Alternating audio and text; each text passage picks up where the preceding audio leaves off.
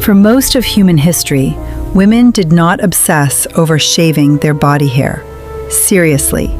There were no massive beauty campaigns telling women their legs needed to be smooth. No influencers showing shaving routines.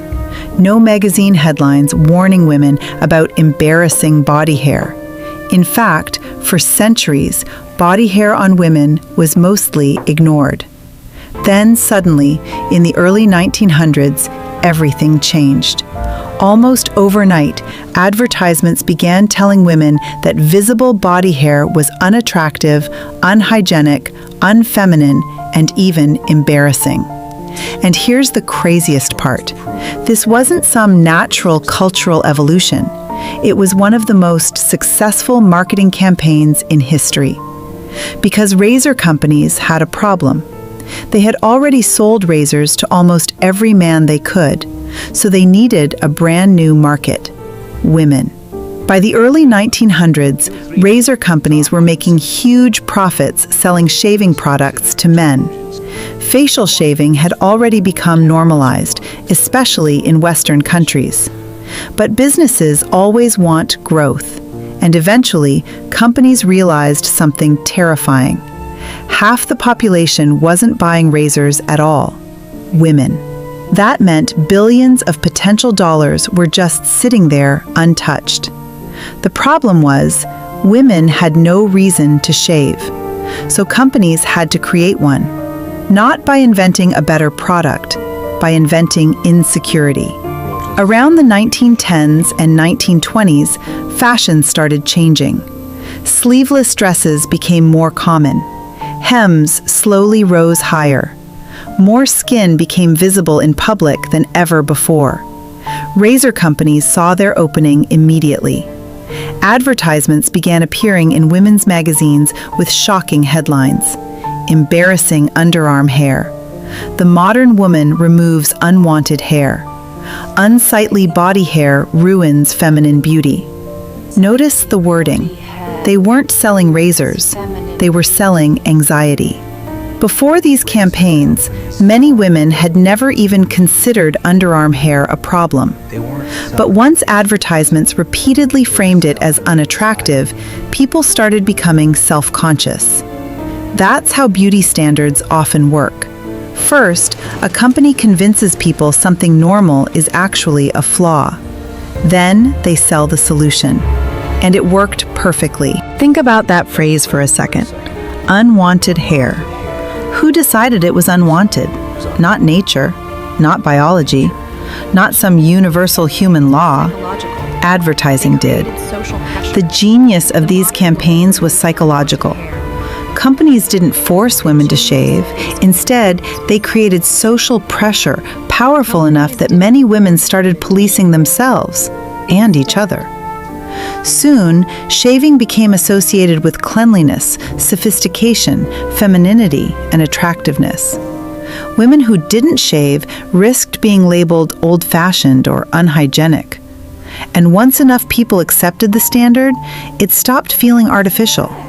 That's the scary part. The most powerful marketing no longer feels like marketing at all. It just feels normal. Then Hollywood entered the picture. As films became more popular, actresses were presented as flawless symbols of glamour. Smooth skin became part of the visual image of femininity, shown across magazines, movies, and advertisements. The beauty industry exploded around this idea. Razors, hair removal creams, waxing products, perfumes, lotions. An entire economy formed around making women feel like their natural bodies constantly needed improvement.